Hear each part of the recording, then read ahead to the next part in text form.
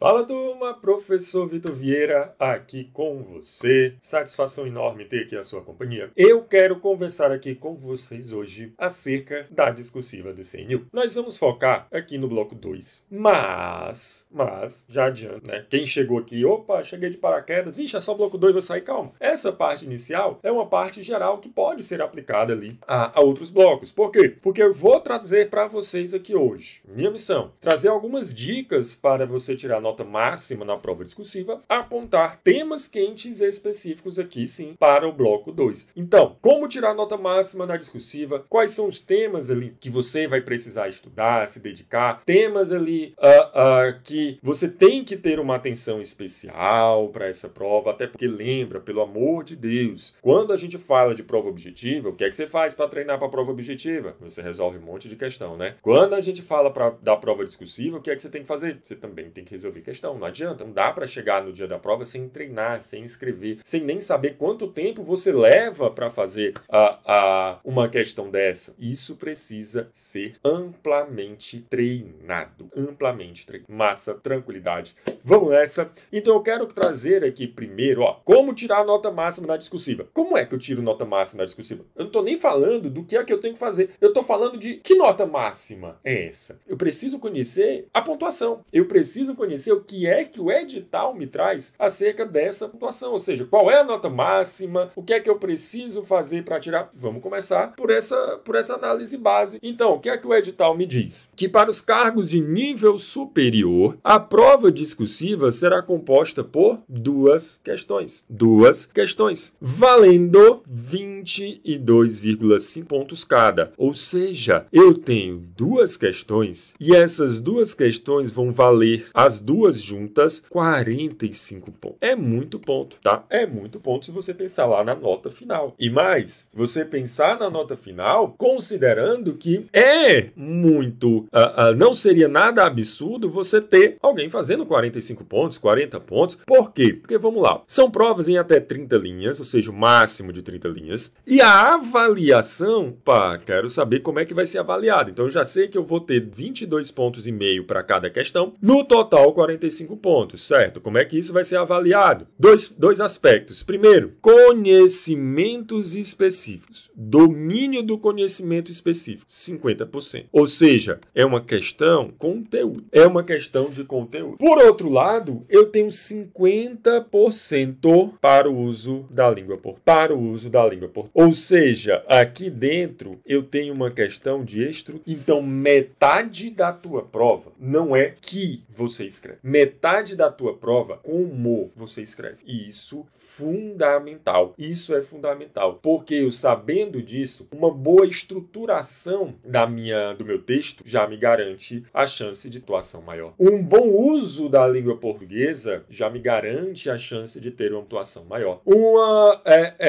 Um texto coerente, coeso, já me garante a chance de eu ter uma pontuação maior. Lembra que eu estou falando de uma prova discursiva, respondidas em até 30 linhas, mas eu vou buscar, e o próprio edital, né? A gente tem outros vídeos até que falam um pouco mais detalhadamente acerca dessa pontuação, só se procurar aqui no da científica, mas a gente vai ter ali situações em que eu não posso simplesmente ficar cortando o meu texto em vários pedaços. Eu estou falando aqui de um texto, de uma discursiva em texto único, então eu preciso de uma coerência, eu preciso de uma coesão entre as ideias que eu estou levantando. Então eu trago aqui algumas dicas objetivas para gabaritar essa discursiva. Então a primeira coisa é: seja objetivo. Responda os aspectos solicitados dentro da questão. Então, o que é que vai acontecer lá na tua prova? Provavelmente, você vai encontrar a seguinte disposição. Você vai ter lá alguns textos motivadores. E aí vem, considerando os textos acima, redija um texto dissertativo respondendo aos seguintes pontos. E aí ele pode trazer lá A, B, C, né? Por exemplo, se a questão trouxer A, B, C, você não vai fazer letra A, pá, letra B, C. Não. Não faça isso. Você vai fazer um texto. E você tem que ser muito objetivo. Nada de querer ficar, eu vou enrolar. Se enrolar, não disser nada, você perde ponto. Porque eu preciso responder o que ele pergunta. Daí, a necessidade de uma boa estruturação do próprio parágrafo. Olha só o que é que a gente vai fazer. O parágrafo ele tem que ser planejado ali em 3 partes. Eu tenho a apresentação, argumento e fechamento. Deixa eu mostrar melhor como é que funciona isso. A gente vai ter uma primeira parte que é da apresentação. O que é isso? Eu vou deixar claro para o corretor sobre o que é que eu vou falar nesse parágrafo. Então eu já estou adiantando. Ó, meu querido, nesse parágrafo eu vou responder, eu vou falar sobre isso aqui. Você não queria saber isso aqui? O corretor, pessoal, quem está lá olhando a tua prova, está olhando várias outras provas. Então ele tem aqui o espelho e ele tem aqui a tua prova. Ele já sabe o que é que ele vai procurar na tua prova. Ele já está ali atrás das palavras-chave, se você respondeu, se você não respondeu.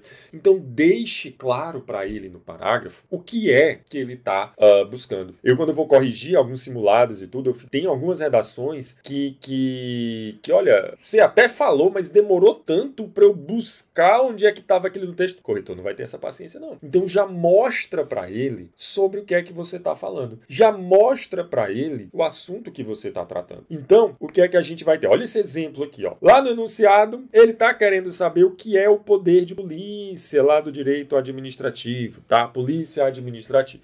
Aí, você vai começar a tua resposta. Na tua primeira linha, tu tem que falar sobre o poder de polícia para garantir o cumprimento de suas funções. O Estado dispõe de poderes, entre os quais pode ser destacado o poder de polícia. Ó, na minha primeira fase, eu falo do poder de polícia. Perceba, Vitor, eu posso começar assim? Abre aqui o parágrafo e bota assim, ó. Poder de polícia. 2 pontos. É o poder que... Não faça isso não. Porque, lembra, eu estou falando de um texto. Então esse texto, ele tem que ter ali uma coesão, tem que ter uma coerência. Então eu tenho que contextualizar aquela minha ideia, certo? Então eu tô aqui falando do poder de polícia. Beleza. O que é que ele quer saber? O que é poder de polícia? Pronto. Eu começo agora para os meus argumentos, tá? Nos meus argumentos é que eu vou ter aqui a minha pontuação. 50% da minha nota vem daqui, vem do argumento. 50% da minha nota vem daqui. E os outros 50% vem de todo o contexto da utilização da língua portuguesa, da estruturação, da apresentação do aspecto, dos elementos de ligação, da estrutura do meu texto. Vitor, o que são elementos de ligação? Meu texto ele tem que ter coerência, né? Então, ó, falei do poder de polícia, cada frase vai começar com um elemento de ligação, para eu mostrar que o meu texto ele está ligado. Ó, aqui no final eu nem li, mas eu sei que eu vou fazer uma conclusão. Por quê? Porque eu tenho um elemento de ligação conclusivo. Assim, nesse sentido, nesses termos, tanto, em suma, eu tenho uma conclusão. Eu estou resumindo o que eu disse lá em cima. Agora, ele não pediu o conceito? Então vamos lá. Quem? O poder de polícia, na doutrina consolidada, é entendido como faculdade que a administração pública possui de limitar o exercício dos direitos individuais em benefício do interesse público, da segurança e do bem-estar social. Beleza. Aqui eu respondi. O que é o poder de polícia? É isso. Mas, o que é que vai acontecer? Eu vou enriquecer a minha resposta. Perceba, eu não estou frescando, eu não estou fazendo hora, né? Como a gente costuma dizer. Eu estou enriquecendo a minha resposta. Eu agora vou trazer uma técnica, né, que a gente aborda muito aqui nos nossos cursos, que é dar exemplos. Ele é expresso por meio de regulamentações, autorizações, licenças e pode chegar até ações repressivas ou sancionatórias. Então, o que foi que eu fiz aqui? Eu trouxe a definição. Então, de novo, ó, tem que ser objetivo, não tem? Então, ele perguntou o que é poder de polícia, não foi? Começo apresentando, ó, eu vou falar sobre o poder de polícia. E aí eu trago já a definição. Poder de polícia é isso. Para enriquecer a minha resposta, eu trago exemplo. Cara, isso é muito bom exemplo, porque mostra para o examinador que realmente eu entendi o que é o poder de polícia, tanto é que eu estou trazendo exemplos. E aí isso deixa a minha resposta mais rica. E aí lá no final eu vou fazer a conclusão. Essa conclusão, esse encerramento, né, ele não é obrigatório. Depender ali do ponto, eu posso passar para o outro parágrafo, já para outro aspecto, enfim. Então o meu parágrafo ele é distribuído nessas 3 partes. Apresento o aspecto, desenvolvo o meu argumento, posso fazer esse encerramento. Tudo isso ligado por esses elementos ligação. Então, ó, utilize a norma culta, boa estruturação do texto, nunca fuja do tema, aplique elementos de ligação, respeite a estrutura do texto, né, com as margens, parágrafos bem organizados, faz diferença também. Mas Existe também o nosso e-book gratuito com as dicas e as estratégias, que nesse e-book você vai ver o cuidado que a gente, se você vai pensar assim, só o e-book tá desse jeito, imagine o curso completo. Meu amigo, o negócio aqui é sério, não é brincadeira não. Massa! E aí, ó, outra dica de estrutura. Como é que eu vou estruturar a minha resposta, né? O meu estudo de caso. Olha só, estudo de caso, você pode dividir ele da seguinte forma: introdução, desenvolvimento e conclusão, beleza? O que é que vai ser o mais importante que vai me pontuar em conteúdo? É o desenvolvimento, mas lembra que eu tenho que considerar a estruturação de forma geral como 50% da tua nota, né? Então, como é que vai ser a introdução? Eu vou fazer um breve resumo da situação que foi apresentada. A gente mostra em outros, até tem vídeos aqui, você pode até procurar também vídeos aqui, que a gente mostra detalhadamente como é que você vai fazer essa introdução, tá? Como é que você vai fazer essa introdução. E aí você começa no desenvolvimento. E aí segue aquela linha lá dos parágrafos que a gente tinha conversado. Faz o desenvolvimento, apresenta qual é o aspecto. Então, tá lá o enunciado. Ele pede A, B e C. Eu quero que você fale sobre essas três coisas. Lembra, você não vai escrever isso aqui. É um parágrafo. Começa aqui o parágrafo da introdução. Aí no segundo parágrafo, você diz, olha, vou falar sobre isso, isso e isso. Terceiro parágrafo, olha, o poder de polícia, papapá. E aí cada parágrafo, você responde a um ponto que foi solicitado na questão. Massa, beleza, tranquilidade. Nessa situação, ao final você faz a sua conclusão, um resumo desses encaminhamentos, um resumo disso aí, certo? E aí eu quero trazer, lembrando, nosso curso a gente detalha isso, dá exemplo, como você vai fazer desenvolvimento bem feito. Se eu não souber escrever nada, o que é que eu faço? Isso a gente vê com calma, de forma mais detalhada, tá? Mas cumprida essa primeira parte do nosso vídeo, esse nosso primeiro objetivo, vamos trazer aqui alguns temas quentes. Lembrando, estou falando aqui do bloco 2, tá? Tem alguns temas que são meio que repetitivos em outros blocos? Tem. E até pensando nisso que a gente faz aqui algumas apostas. Então, o que foi que eu fiz? Eu separei aqui, na verdade, lembra que ele vai abordar lá algum aspecto dos conhecimentos específicos. Então, eu separei aqui alguns desses pontos para que a gente possa analisar o edital e, a partir do edital, eu vou te indicar alguma forma ali de você estudar, de você focar. Por exemplo, esse eixo temático 1, que ele fala de gestão do conhecimento de comunicação, ele já começa me falando da LGPD e da Lei de Acesso à Informação. Lembra que a LGPD, Lei Geral de Proteção de Dados Pessoais, eu tenho aqui uma importância absurda nos artigos 1º ao 8º, são os artigos mais importantes dessa lei, mas eu quero que você entenda o conteúdo, né, o contexto, até mesmo o contexto histórico de criação de proteção. Lembra que a proteção de dados é um direito individual garantido desde 2022 no artigo 5º da Constituição Federal. Lembra que a Lei Geral de Proteção de Dados tem tudo a ver com a Lei de Acesso à Informação. Ué, Vitor, mas eu pensava que eram duas coisas diferentes, porque uma tem acesso e outra protege. Não, mas quando a gente fala da Lei de Acesso à Informação, que a gente está buscando essa transparência na administração pública, essa transparência é uma regra. A própria Constituição traz hipóteses de sigilo. Dentre as hipóteses de sigilo, eu tenho quem? Eu tenho lá a proteção que vai ser dada aos dados pessoais. Dentro da Lei de Acesso à Informação, por exemplo, esse sigilo independe de classificação e será de 100 anos. Eu tenho sigilo de 100 anos. Quem diz isso é a lei. Tá? Então perceba que a Lei de Acesso à Informação e a LGPD, elas se comunicam bastante. Tá? E aí, dentro desse contexto, desse eixo 1, a gente vai ter a Política Nacional de Informação e Comunicação Pública, inteligência artificial generativa, plataformas digitais e mediação tecnológica, comunicação social, políticas de comunicação. Começa a pensar assim, caramba. Então, eu estou falando de comunicação. Qual a importância dessas plataformas digitais, por exemplo, dentro desse contexto de Lei de Acesso à Informação? Ora, quando a gente fala de transparência, por que eu preciso de uma transparência? Aqui ela se remete muito à ideia de accountability, né? Essa noção da administração pública, prestação de conta, tem que ser transparente, tem que ter ali Isso serve como controle dos atos e permite a responsabilização dos agentes públicos que descumprirem essas normas. Dito isso, essa transparência é essencial para o nosso sistema governamental. E a questão tecnológica ela auxilia muito. Por quê? Porque antigamente eu queria informação, eu tinha que ir na sede da prefeitura. Hoje não. Hoje eu quero informação. Nós temos a chamada transparência ativa. O próprio portal da transparência já me dá diversas dezenas de informações. Mas eu posso ter também a chamada transparência passiva, que depende aqui de um pedido, né?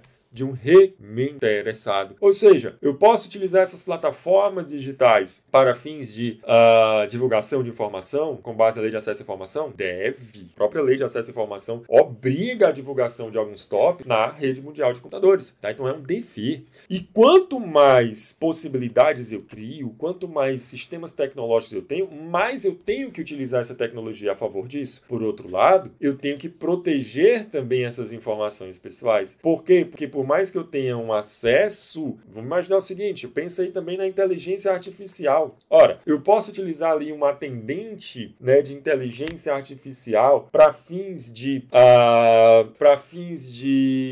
intermediar a busca por essa informação, né? Você entra no site governamental e é recebido por um IA. Diz, opa, boa tarde, diga o que você quer, qual é o seu nome da cidade onde você está falando. Aí você diz lá, opa, tudo bom, aqui é o Vitor, tal, a gente vai... Eu queria saber isso, quantas vagas tem disponíveis aqui no cargo tal. Opa, não achei sua informação aqui no nosso site, mas eu já vou solicitar ao nosso setor competente. Me dê só seu nome completo, seu CPF, um canal de comunicação. Estou jogando informação pessoal ali dentro. Aí eu já preciso de uma segurança dessa informação, uma segurança disso aí. Então entra LGPD. Outra coisa, eu estou pedindo informações que às vezes são informações pessoais. Será que ele vai poder me fornecer ali de imediato? Não vai ter essa possibilidade. Então tudo isso entra dentro desse contexto. Muita coisa bacana pra gente tirar aqui dessa primeira etapa. Tudo isso, claro, questão do marco civil da internet e sempre pensando nessas políticas de comunicação, de uma comunicação efetiva, tá? Beleza? Massa. Vamos pro eixo temático 2. No eixo temático 2, nós temos esse eixo que é mais voltado para as chamadas políticas públicas de educação.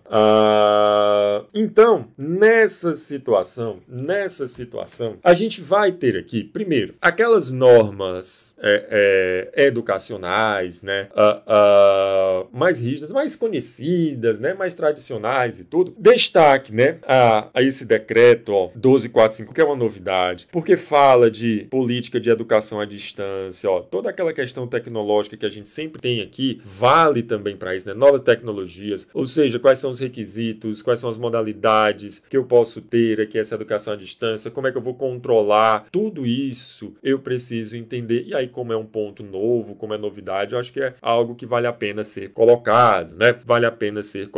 E principalmente aqui, eu destacaria os Objetivos de Desenvolvimento Sustentável relacionados à educação, cultura e igualdade. Tem a questão também da Agenda 2030, sua integração com políticas públicas. Então, esse ponto 5 aqui no eixo temático 2 é um ponto que eu teria aqui um destaque especial.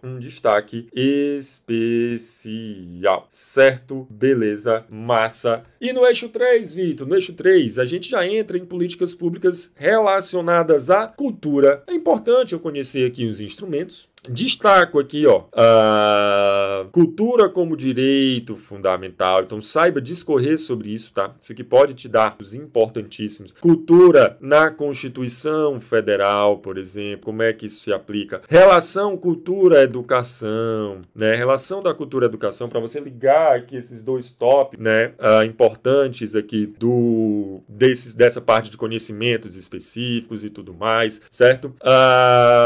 Que mais? E aí, dentro dessa questão, a parte de descentralização também, né? Os editais, as descentralizações, isso aqui é bem bacana, né? Que mostra a responsabilidade de todos os entes. E quanto mais eu descentralizo, mais a gente vai ter aqui essa...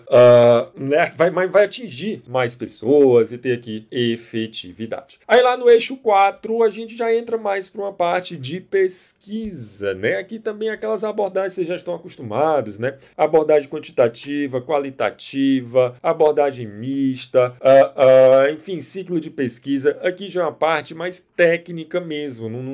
Não é uma... Lógico, eu posso alinhar isso com a parte das políticas públicas, com essa questão tecnológica, dá para alinhar, mas é uma parte mais técnica, um conhecimento mais técnico que eu sei que você já tem. Da mesma forma, essa parte da avaliação, né, sistemas, pronto, um bacana que a gente pode fazer essa avaliação dentro de ferramentas de Big Data, de base de dados. E como é que eu faço uma análise em uma base de dados? Pense no seguinte, uma base de dados. Que dados? Onde eu coletei? Como é que eu faço essa coleta? São dados pessoais? Quais são os cuidados que eu tenho que ter, por exemplo, com os chamados dados pessoais sensíveis? Lá da LGPD, lá do artigo 5º da LGPD, artigo 5º, inciso 2 da LGPD, tá? A ideia de anonimização desses dados pessoais para que eu consiga ter um tratamento, né?